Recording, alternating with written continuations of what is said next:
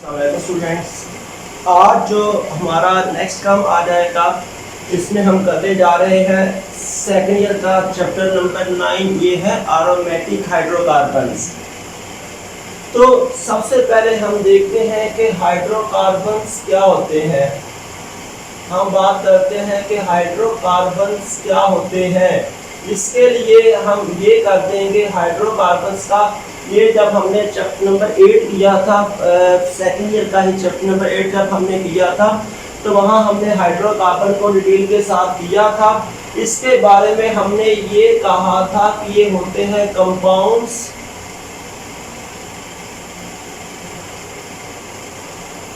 containing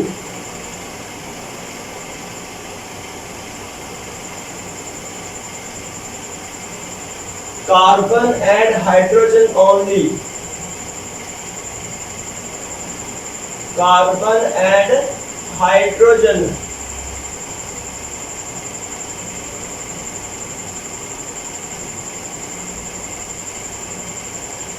only।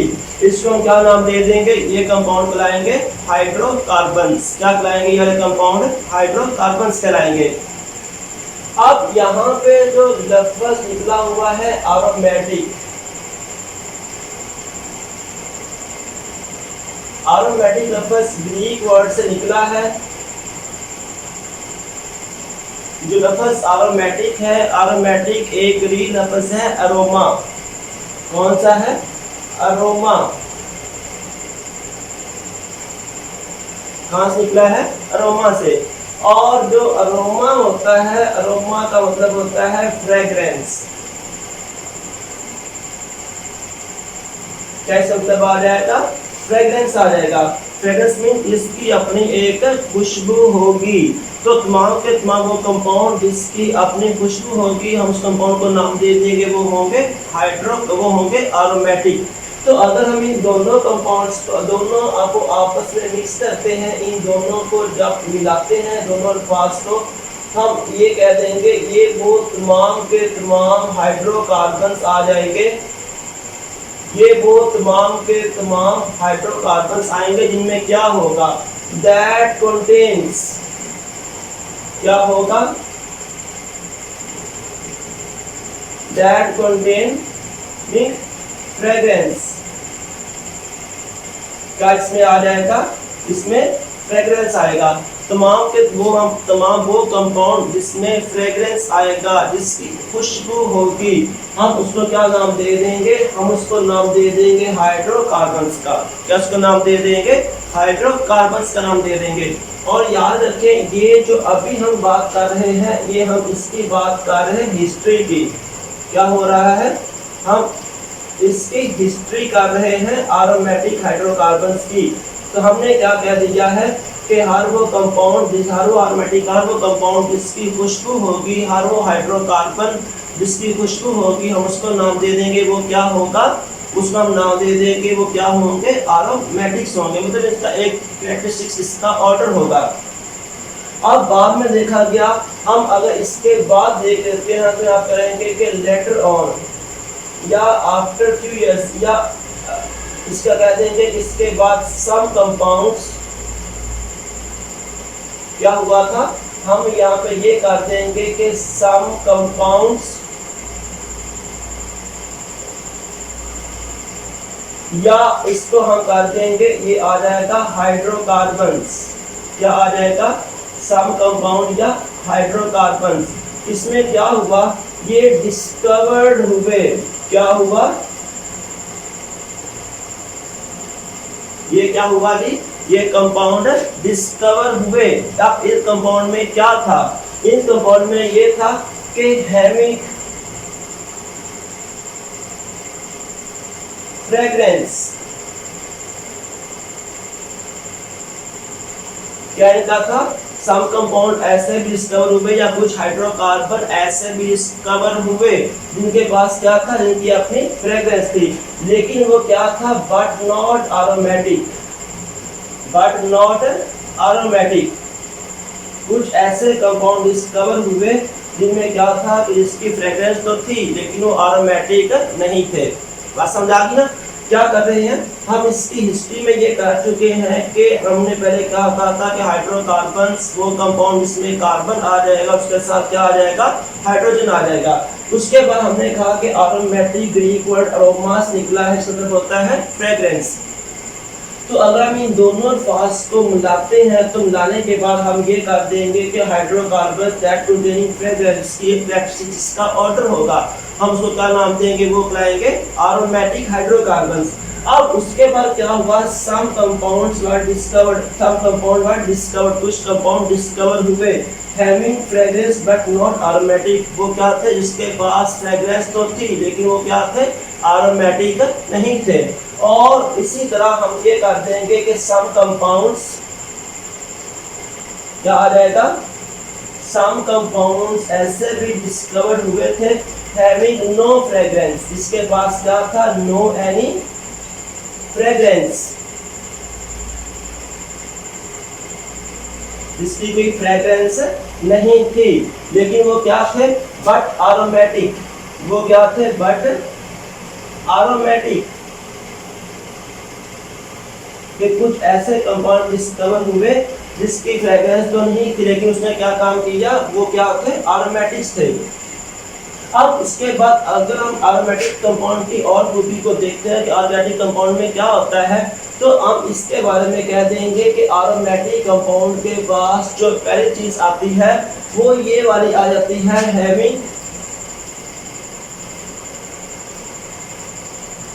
Very small, क्या आ जाएगा, having very small. क्या वेरी स्मॉल होगा, जिसके बारे में आप ये कर दोगे, यहाँ पे आ जाएगा कार्बन टू हाइड्रोजन रेशो, क्या आ जाएगा, यहाँ पे कार्बन टू हाइड्रोजन रेशो वो क्या होगी, बहुत ही कम होगी।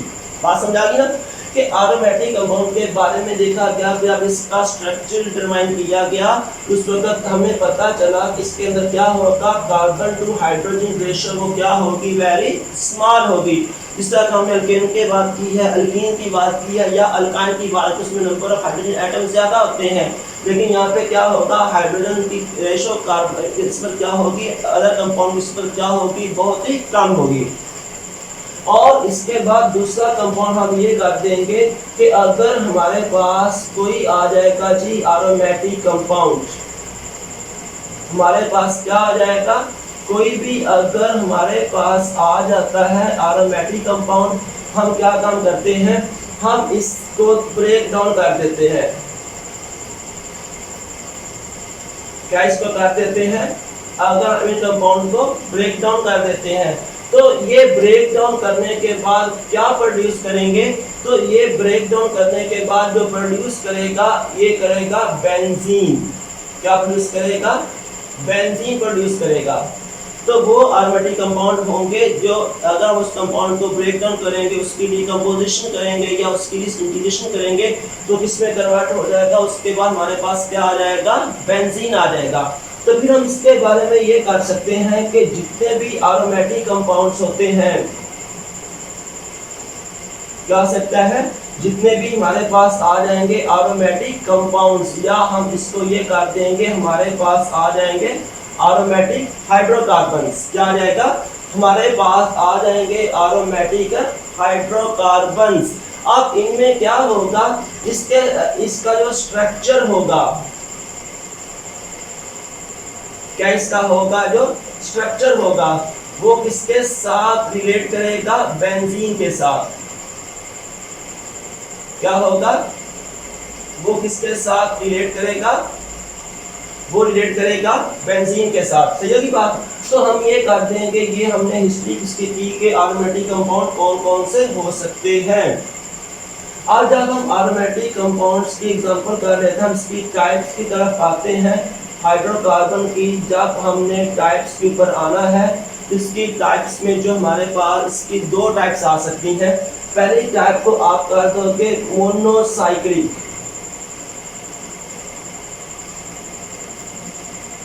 क्या आ जाएगा, ये हमारे पास आ जाएंगे जी मोनोसाइक्लिक। उसके बाद नंबर 2 पे आ जाएगा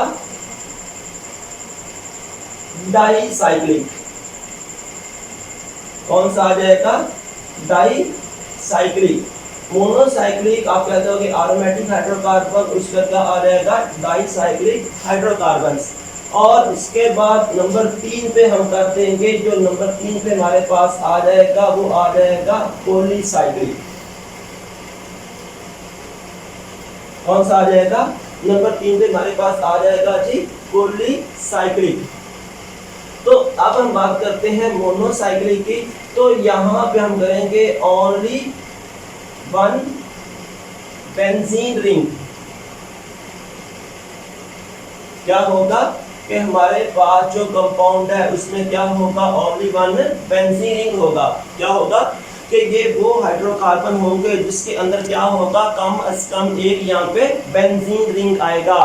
क्या होगा कि ये वो हाइड्रोकार्बन्स होंगे जिसके अंदर क्या होगा जी कम से कम एक आ जाएगा बेंजीन रिंग। अब इसकी एग्जांपल ये फर्स्ट का कहते हैं कि जो हमारे पास मोनोसाइक्लिक में आ जाएगा, तो इसकी मैं एग्जांपल ये कर देता हूँ कि ये मेरे पास एग्जांपल आ गया है जी OH, इसको मैं नाम दे दूंगा फिनोल का, इसको नाम दे दूंगा फिनोल का।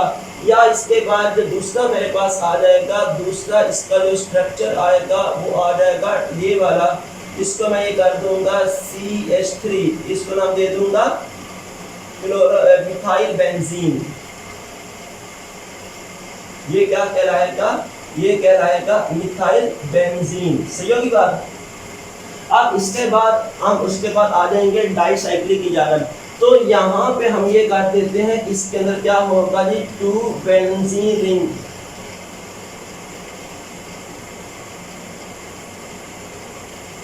यहाँ पे क्या आ जाएगा 2 बेंजीन रिंग आएंगे। अब 2 बेंजीन रिंग स्ट्रक्चर में आ सकते हैं, वो किस तरह हो सकते हैं, वो फ्यूज्ड फॉर्म में भी हो सकते हैं। किस फॉर्म में हो सकते हैं, वो जो रिंग यहाँ पे आएंगे किस फॉर्म में आ जाएंगे फ्यूज्ड रिंग में, या वो आ जाएंगे आइसोलेटेड, या कहाँ पे आ जाएंगे वो आ जाएंगे आइसोलेटेड फॉर्म में। जब हम बात करेंगे फ्यूज्ड फॉर्म की, तो फ्यूज्ड को मैं ये कर देता हूँ कि जो बेंजीन रिंग होते हैं वो आपस में क्या काम करते हैं, शेयर सम कार्बन एटम्स। यहाँ पे क्या आ जाएगा कि जो बेंजीन रिंग होंगे वो आपस में क्या काम करेंगे, कुछ कार्बन एटम को आपस में शेयर करेंगे। तो अब शेयर करने के बाद भी क्या आ जाएगा, तो अब इसके बारे में हम ये कर देंगे कि ये हमारे पास आ जाएगा जी, ये आ जाएगा नेफ्थलीन। क्या आ जाएगा, नेफ्थलीन आ जाएगा। तो यहाँ पे क्या होगा कि ये वाला कार्बन और ये वाला कार्बन दोनों रिंग में आपस में क्या काम किया हुआ है, शेयर किया हुआ है। और इसके बाद जब हम आ जाएंगे आइसोलेटेड की जानब, तो आइसोलेटेड में हम क्या काम करेंगे, जो स्ट्रक्चर्स होते हैं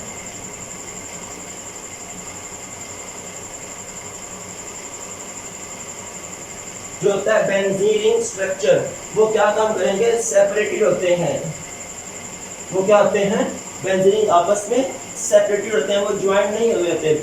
इस तरह के आप इसको करेंगे तो ये हम इसका ये स्ट्रक्चर ले लेते हैं जी, ये बेंजीन रिंग फर्स्ट कर लें, एक आ जाएगा, उसके बाद ये दूसरा आ जाएगा, ये आपस में एक दूसरे के साथ जुड़े हुए थ्रू अ बॉन्ड। इसको हम नाम दे देंगे बाइफिनाइल।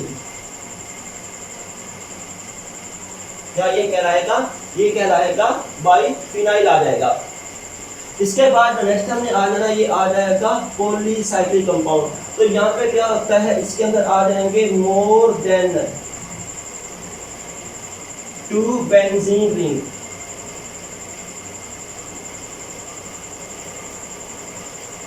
यहाँ पे क्या आ जाएगा, इसके अंदर आ जाएंगे मोर देन 2 बेंजीन रिंग। अब मोर देन 2 बेंजीन रिंग में कैसे आ जाएगा, हम इसकी एग्जांपल कर लेते हैं कि ये मेरे पास आ जाएगा एंथ्रासीन। कौन सा ये वाला स्ट्रक्चर आ जाएगा, ये वाला स्ट्रक्चर आ जाएगा जी एंथ्रासीन का। ठीक होगी बात। और इसके बाद एक और इसका मैं स्ट्रक्चर लेता हूँ फ्यूज्ड रिंग का पॉलीसाइक्लिक का, तो ये आ जाएगा फिनेंथ्रीन। कौन सा आ जाएगा, इस स्ट्रक्चर को मैं नाम दे दूंगा जी फिनेंथ्रीन का।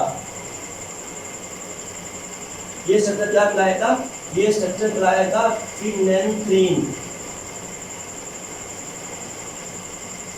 सही होगी बात। तो ये मैंने जो आज किया है, मैंने आपको ये करवा दिया कि एरोमेटिक कंपाउंड्स कौन से होते हैं, उसके बाद हमने उसकी हिस्ट्री थोड़ी सी की है, और उसके बाद हम इसकी टाइप्स के ऊपर आए हैं। टाइप्स में हमने किया कि मोनोसाइक्लिक क्या होता है, उसके बाद डाईसाइक्लिक, उसके बाद आ जाएगा पॉलीसाइक्लिक का। लेकिन आपकी बुक ने क्या काम किया हुआ है, आपकी बुक ने इसको एक ही किया हुआ है पॉलीसाइक्लिक में, ठीक होगी बात। और मैंने फिर उसके बाद आपको बताया कि आइसोलेटेड क्या होता है और फ्यूज्ड रिंग में कौन कौन से हो सकते हैं। इसके बाद मैंने चंद एग्जांपल लिख दी हैं, लेकिन हम याद कर लेते हैं कि बेंजीन रिंग में हम आगे इसके और जा सकते हैं, तो हमारे पास और भी मोनोसाइक्लिक में आ सकते हैं। ये आ जाएगा, अब इसको नाम दे देंगे क्लोरोबेंजीन का, इसकी बुनियाद पे ये आ जाएगा क्लोरोबेंजीन। इसके बाद एक और कंपाउंड मैं ले लेता हूँ, तो ये आ जाएगा बेंजल्डिहाइड, इसका नाम दे देंगे, ये आ जाएगा बेंजल्डिहाइड। तो ये जो आ जाएगा, इसको मैंने लिख दिया है कि ये हमारे पास सामने कंपाउंड कौन से आ जाएंगे, मोनोसाइक्लिक में आ जाएंगे। और उसके बाद हमने किया था डाईसाइक्लिक का, उसके बाद किया था पॉलीसाइक्लिक का। तो जी आज हमारा का एक इतना सा काम है, और उसके बाद हमारा नेक्स्ट काम आ जाएगा, वो आ जाएगा नोमेनक्लेचर ऑफ एरोमेटिक हाइड्रोकार्बन्स। वो इंशाल्लाह हमारा नेक्स्ट लेक्चर होगा।